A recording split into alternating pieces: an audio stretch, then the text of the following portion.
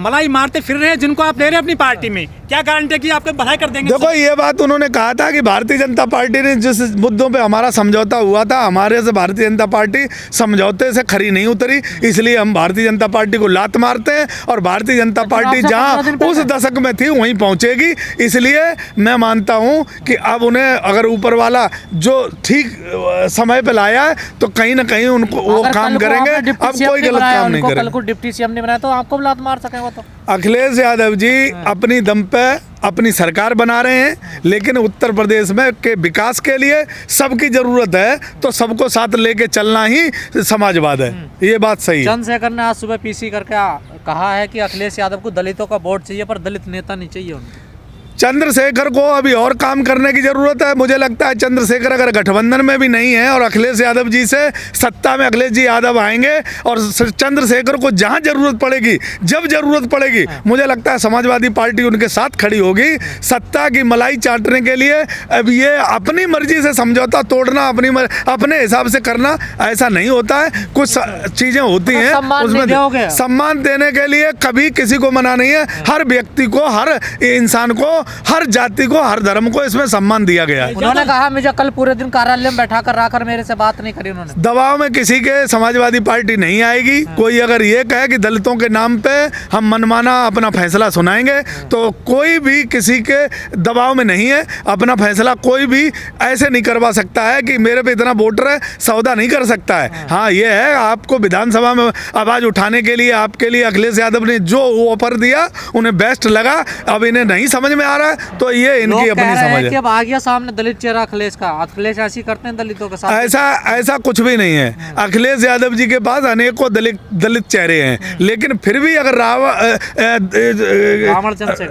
चंद्रशेखर अगर ये मानते थे कि समाजवादी पार्टी से हम अपनी विचारधारा मिला के और देश के युवाओं के लिए काम कर सकते हैं तो अखिलेश जी के साथ उन्हें समझौता कर लेना चाहिए। अपनी जिद नहीं करनी चाहिए। अखिलेश यादव जी सिर्फ विधानसभा में जो इन्हें संवैधानिक पद देके और दलितों की आवाज बनाना चाहते हैं, पहले वो तो बने, सीटें तो बाद में मिल जाएंगी। एक सीट देने की मैं कुछ कह रहा हूँ आपसे, सीटों की लड़ाई नहीं है। आप दलित का चेहरा विधानसभा में तो पहुंचो। आपको कैसे पहुंचे? विधानसभा में जब आपको लड़ाने की बात हो रही तो आपको लड़ना चाहिए पहले, और फिर आप अपनी पार्टी बना के खुद लड़ो। चंद्रशेखर को तो मुख्यमंत्री बनना है। आप तो वही तो बात है। अब मुख्यमंत्री बनना है तो एकदम बहन जी को अभी मुख्यमंत्री बना लेते। अभी इन्हें मुख्यमंत्री क्या जरूरत है? अखिलेश यादव को बना लेते तुरंत। बहन जी को मुख्यमंत्री बनना चाहिए। मैं कह रहा हूँ ना, आप ये बात तो समझो कि बहन जी भी बहुत बड़ा चेहरा है और आप भी खुद भी बहुत बड़ा चेहरा अपने आप को मानते हो, तो आपको पहले विधानसभा तो पहुंचना चाहिए। हमारी नजर में युवा है, क्रांतिकारी हमारा साथी है और मुझे लगता है कि शोषित और वंचितों के लिए जो लड़ाई लड़ी उन्हें विधानसभा में जाके अपनी आवाज उठानी चाहिए। चंद्रशेखर जी को, वो युवा जनरेशन है, आज की सोच अपनी विधानसभा में रख सकते हैं। सीटों पे नहीं लड़ाई लड़नी चाहिए, सीटों पे नहीं लड़ना चाहिए, आगे विधानसभा में पहुंचना चाहिए। एक सीट पर अखिलेश यादव चाहते सारे। मैं कुछ कह रहा हूँ आपसे, पहले खुद तो पहुंचो। आप इतनी अभी काबिलियत अपनी पैदा तो करो कि अखिलेश जी तुम्हें 25 सीट दें। तो सारे दलितों का वोट दिलवा रहा ना। ये किसी का वोट खरीदा नहीं जाएगा, न किसी को लालच दिया जाएगा कि आप हमें दलितों का ठेकेदार कोई नहीं है। तो मौर्य का वोट नहीं चाहिए? मैं कह रहा हूँ ना, मौर्य समाज का भी कोई ठेकेदार नहीं है। हम कह रहे हैं ठेकेदार कोई किसी का ना बने। जिस नेता को सम्मान जहाँ मिल रहा है उसे वो सम्मान लेना चाहिए, विधानसभा में पहुंचना चाहिए और वहाँ आवाज बनना चाहिए, क्योंकि वहाँ से पूरा देश और दुनिया सुनती है। अखिलेश यादव तय करेंगे अब किसका कहाँ कितना सम्मान। अखिलेश यादव अपनी पार्टी के राष्ट्रीय अध्यक्ष हैं। मुझे लगता है वो प्रदेश के एक एक युवा को अपने साथ रखना चाहते हैं, हर समाज का, हर जाति का और हर संप्रदाय का। उन्होंने अगर चंद्रशेखर को कहा है कि तुम लड़के और विधानसभा पहुंचो, बेइज्जती कर दी उन्होंने। चंद्रशेखर जी को शायद अपना ये पता होना चाहिए कि हमारी पार्टी कितनी सीटें जीत सकती है। 10 लायक अभी वो नहीं है और 10 उन्हें मांगनी भी नहीं चाहिए। पहले खुद विधानसभा में पहुंचना चाहिए।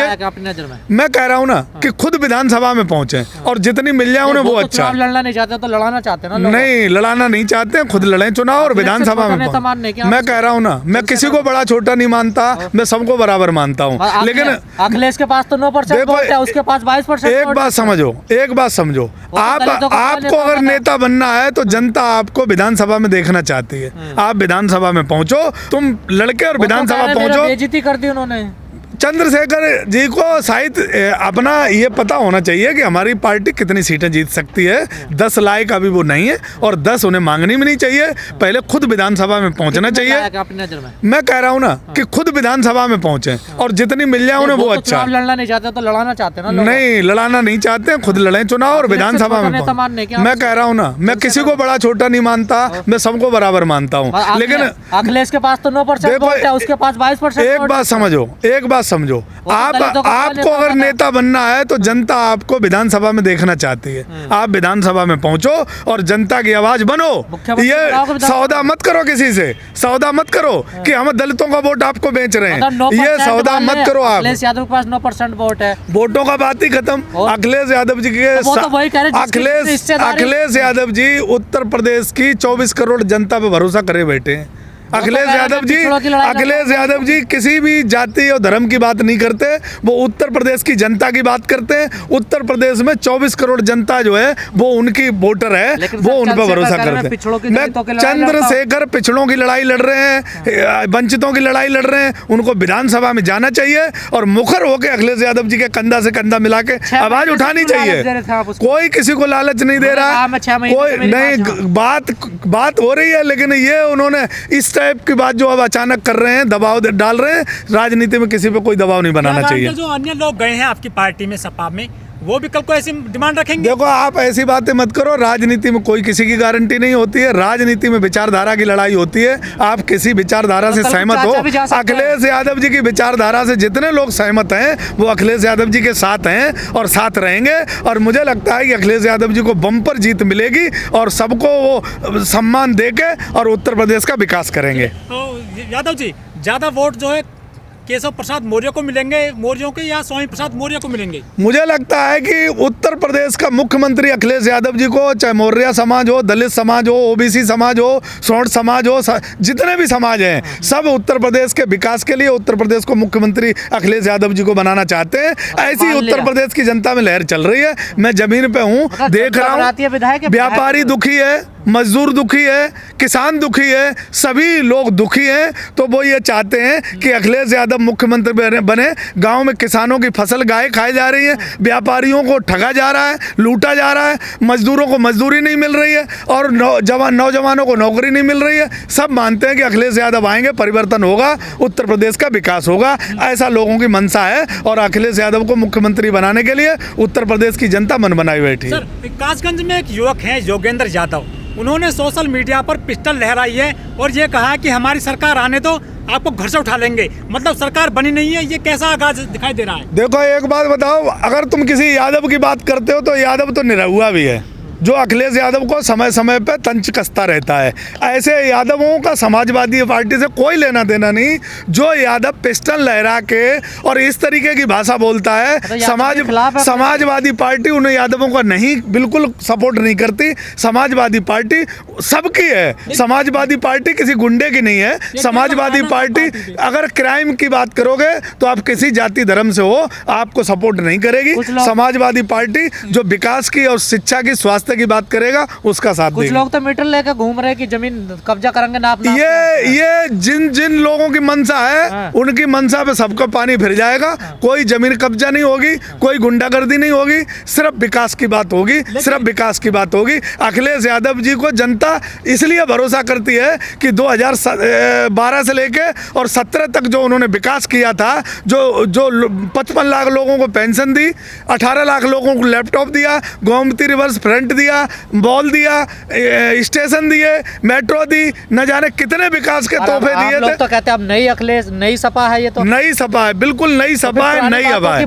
पुरानी बात इसलिए कर रहे हैं कि वो चीजें याद करो। आज तो नई सपा है। आज तो अगर उत्तर प्रदेश के दलित को उसका सम्मान, उत्तर प्रदेश के ओबीसी सबको सम्मान मिलेगा, वापस मिलेगा, बिल्कुल सम्मान मिलेगा। किसी के साथ पहले हुई है जो पहले नई सपा और नई हवा इसलिए कही जाती है कि जो पिछली लोगों ने जो कहीं कोई मिस्टेक करी है, वो मिस्टेक अब सपा, नई सपा में अब नहीं होगा, क्योंकि नए रूप में अखिलेश यादव जी मुख्यमंत्री बन के आ रहे हैं।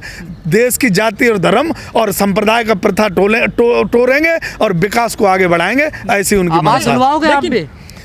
देखो, ये ओछी मानसिकता भारतीय जनता पार्टी और बाबा योगी आदित्यनाथ जी की है। मुझे लगता है 10 तारीख को बाबा योगी आदित्यनाथ जी घंटा बजाने जा रहे हैं। अखिलेश यादव जी को जनता अगर समर्थन करेगी तो अखिलेश यादव जी अपनी सिर्फ विकास पे ध्यान देंगे, इन चीज़ों पे ध्यान कुछ नहीं लोग देंगे। कहते हैं कि जो सपा है ना, नई बोतल में पुरानी शराब वाली बात करती है आज भी। देखो, जो लोग सपा को नहीं समझ पा रहे हैं, जो अखिलेश यादव जी के विकास को नहीं समझ पा रहे हैं, जो लोग अखिलेश यादव जी को करीबी से जानते हैं और जिनको लाभ मिला, जो भरोसा है इंजीनियर मुख्यमंत्री पे भरोसा करते हैं, वो लोग अखिलेश यादव जी को जानते हैं। घंटा बजाने वाले लोगों को नहीं पता। ये डिग्री देख लेना उनकी, नेट पे डिग्री पड़ी। मैं बता रहा हूँ ना, पर्यावरण तो और अच्छा है। आज की जरूरत के लिए पर्यावरण बहुत बड़ा। जो बिल्डिंग हाँ, तो कोई बात नहीं है, बिल्डिंग करो पर्यावरण के पर्यावरण के लिए बहुत जरूरत है। आज की देश को शुद्ध हवा चाहिए, शुद्ध राजनीति चाहिए, शुद्ध वातावरण चाहिए। देश उत्तर प्रदेश यही चाहता है।